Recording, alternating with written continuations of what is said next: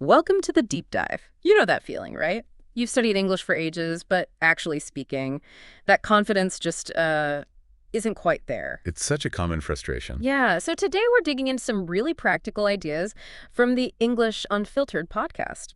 They had this great episode, Stop Studying, Start Living English.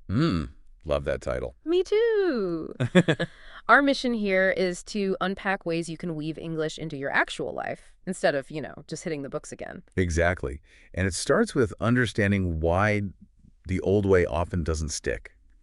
There's this disconnect, isn't there, between English as a school subject and English as, well, a living thing. Totally, like learning rules versus actually communicating. Precisely. Think about your first language. You didn't learn it from grammar charts, did you? Definitely not. You were just surrounded by it, listening, trying to copy sounds, making tons of mistakes. It was immersion, living it. Right. So this podcast suggests we need to kind of flip our approach for learning English too. Less textbook, more life. That's the core idea. And they offer some really actionable things. Let's start with the first one, your phone. Ah, okay. Changing the language setting. Yeah. It sounds almost too simple, maybe. Yeah. But think about it. You use your phone constantly. True. So suddenly, words like settings, battery, storage, even delete, they just become familiar. You absorb this everyday vocabulary without even trying, subconsciously. Okay, I see. It's like background immersion using something you already do. Effortless vocab building. What's next? They mentioned Netflix. Yeah, Netflix or YouTube, whatever you watch. Yeah. But with a twist, it's not just passive viewing. So not just subtitles on. Well, subtitles can help, but the key here is being active. They suggest pausing.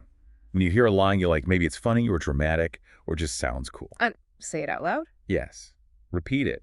Try to mimic the pronunciation, the rhythm, the intonation, how it flows. It's Yeah. physical practice for your mouth, getting used to making English sounds. Okay, like acting out a tiny scene? Kind of. And they even suggest recording yourself.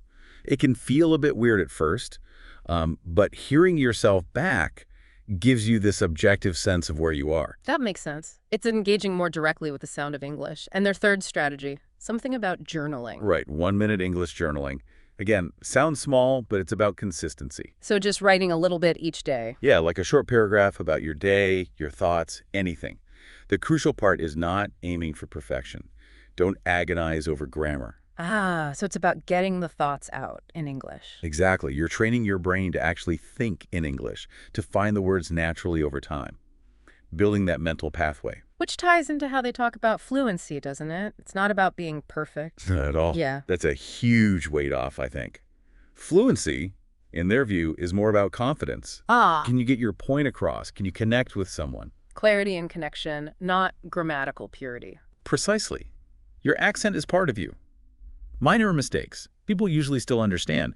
The real goal is building the confidence to just open your mouth and speak. So how do we build that confidence? Well, they suggest things like using AI tools for low-pressure practice or language exchange apps, Tandem, HelloTalk, stuff like that. Right, talking to real people, but maybe in a less formal setting. Exactly. Even just talking to yourself in English, narrating what you're doing.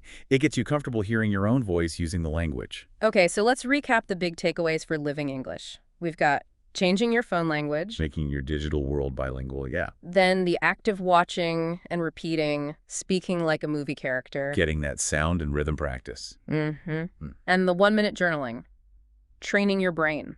Building the habit of thinking in English. The core message really seems to be stop waiting, don't wait for perfect, just start doing. That's it. Integrate it now, in small ways. The best way to learn English is simply by living it. Great advice. And actually, next time on the deep dive, we're going to tackle a related idea, how to think in English even if you're not fluent yet. Ooh, that's a good one. Looking forward to it. Until then, everyone, stay curious Stay confident. and keep speaking up. And maybe a final thought for you to ponder. What's one tiny, tiny change you could make today to bring just a little bit more English into your daily routine?